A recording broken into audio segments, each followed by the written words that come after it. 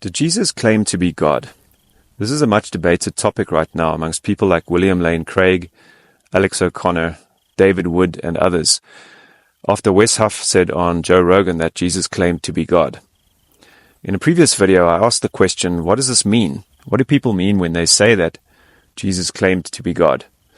I argued that in their thinking, people see God, the word God, as a type of being. But this is really not hard to disprove. God is a designation, a title. It's always a title in Scripture, and the being with ultimate power to place, arrange, and subject is the only true God. Though, as Paul wrote, there may be many in heaven or on earth who are termed gods. Nevertheless, for us who know the way things really are, and who know who it is that is operating all in accord with the counsel of his will, for us, there is one God, the Father. Something that immediately springs to people's minds is Jesus' statement, before Abraham came into being, I am, at which his audience intended to stone him. Many people see this as an instance of Jesus claiming to be God or part of a Godhead. But again, is there a way to reconcile this statement of Jesus with the fact that he also called his Father the only true God in John 17:3? How do we reconcile these apparently opposing statements? Does Scripture contradict itself, and are we left having to choose one opposing view over another, sweeping the parts of Scripture that don't seem to fit under the rug? Well, no, there's a way to reconcile these apparently opposing statements, and once you've seen it, you can let go of the systematized deception called the Trinity. Did you know that God the Father is absolutely invisible and imperceptible? We're definitively told that the Father, the only true God, is invisible and that not one of mankind has perceived or can be perceiving him. 1 Timothy 6:16. So have you ever thought about who it was that spoke with and in some cases appeared to the patriarchs, Adam, Abraham, Moses, and others? They perceived God in their interactions with him, but if God is absolutely imperceptible and invisible, who was it that they encountered? Did you know that Jesus is called the image of the invisible God in 2 Corinthians 4:4?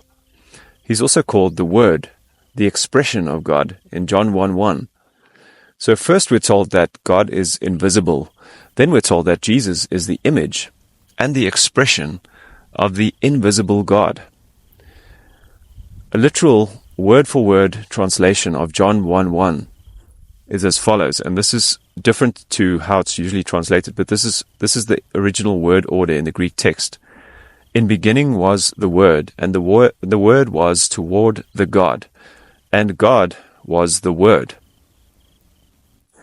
John was expressing or affirming to his Jewish audience that the God they knew from the Hebrew Scriptures was in fact the Word, the Son of God, in the form he assumed before emptying himself of his glory and becoming a man. It was the Son who was created by the invisible God to be his image and his expression, to speak in the place of God himself, and to speak as if he was God himself.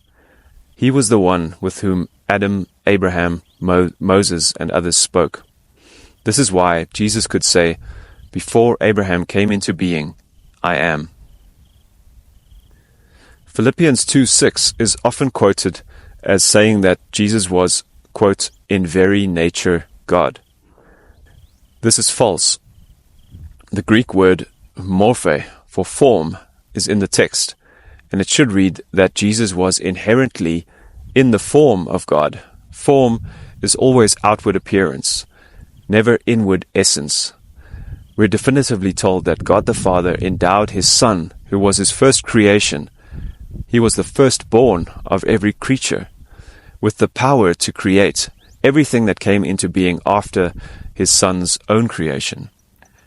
All came into being through the Word, and apart from it, not even one thing came into being that has come into being. John 1:3. The world came into being through him. John 1:10. Can you see that it is Jesus in pre-incarnate form who was the one creating.